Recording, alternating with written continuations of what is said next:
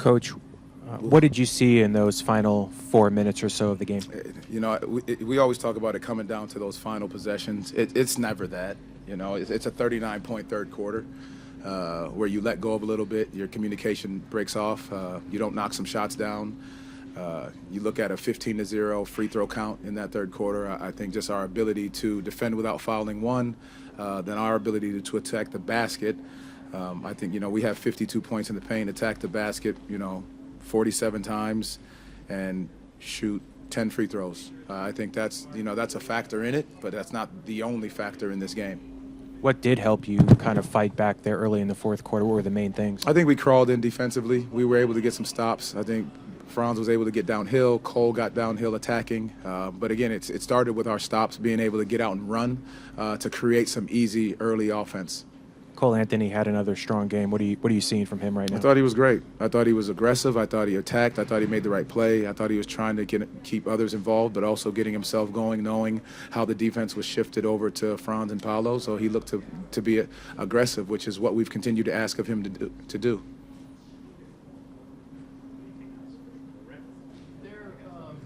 Their sets are a little bit different. Their offense is a little bit different from the Clay, Dre, and Steph days. And yet Steph is still finding ways to get his and be effective. What do you see that he's doing that has evolved, that is different, that allows him to do that? Well, I think it seems what he's doing is the same. He never stops moving. Yeah. That's one thing. So he's creating mismatches on switches, and he never stops moving. He's become more of a screener to get other guys open. So now you've got to collapse because you're focused on him so much, and then he's now flying off another screen. But Draymond coming back, their chemistry and him knowing where to find Steph, I thought was another big key in that. But again, they're different. But at the end of the day, those two and the guys that have been here, they understand how to play with him and when to slip, when to cut, when to back screen, when to move. So that's just who he is, and that's what he's going. What he's going to continue to do. Is there any other team that relies as much on sort of reading each other, read and react off of the defense, as they do? Well, I think the league essentially is turning into a lot of that. It's more about the play after the play, the concepts, more than it is about running a specific set. Because teams are going into switching, you're seeing zones, you're seeing different coverages. So offensively, you've got to be able to adjust and read exactly how the game's being played. And what that takes is high basketball IQ, being able to understand how they're guarding you and making the right play at any given time. So I think coaches are evolving into that, not just on the offensive end, but on the defensive end too, because it becomes hard to scout because you've got to read plays, player making plays versus plays. Yep. Thank you. Thank you. Well, first off, Cole, what did you see in those final 4 minutes or so?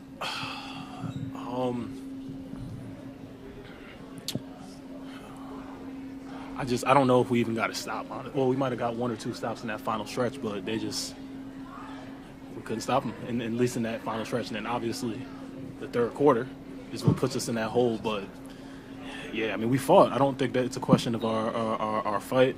We had the mental lapses where we give up a 40-point third quarter. We give up as many points in the third quarter as we do in the first half. It's hard for us. It's going to be hard for us to win games like that. What did help you get back in the game early in that fourth quarter? I just think that we were able to string some stops together. We were able to string some stops. We got out, pushed the pace a little bit, got some good looks on the offensive end, and that helped to get us back into the game and gave us a chance to at least a shot to win the game.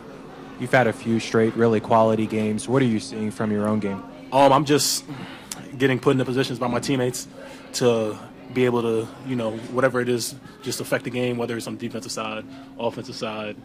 Especially on the offensive side, my teammates has really put me in a good position, and so all credit to them. The fact that you guys were able to fight back, was that the spirit that you've been looking for lately? Yeah, I mean, I think that's definitely that's progress. I think it's better than us getting whooped by 20. So, I mean, we got to take every small one we can. We got to go break down the film, and we got to get better and just get ready for this next one against Sacramento.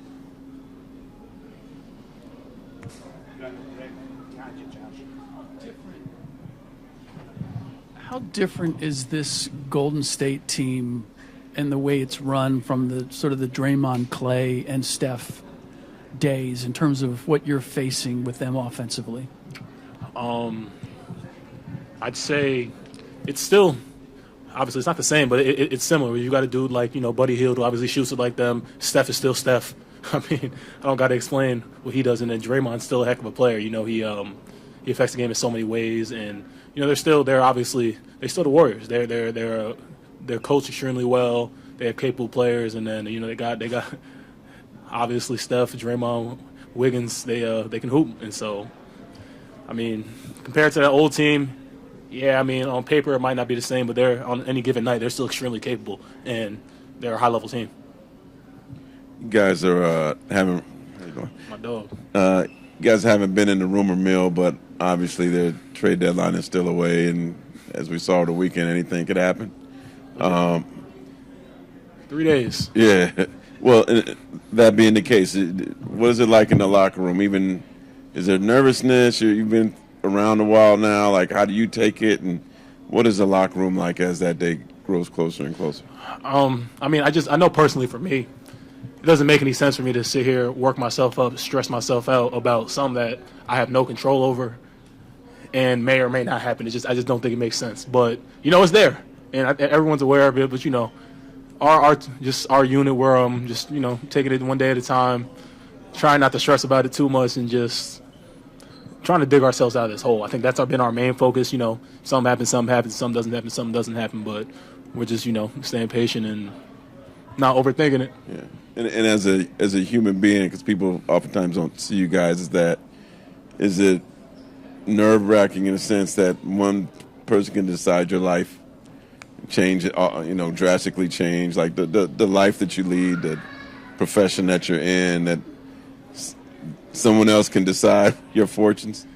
Yeah, I mean, it's a business. It's a business. I mean, you said it. I mean, someone else controls, to a degree, they control kind of our destiny, but at the end of the day, man, I try to focus on myself and focus on this unit and just control what I can control. But it is definitely, it makes you a little nervous when you break it down like that, but I'm not stressing about it.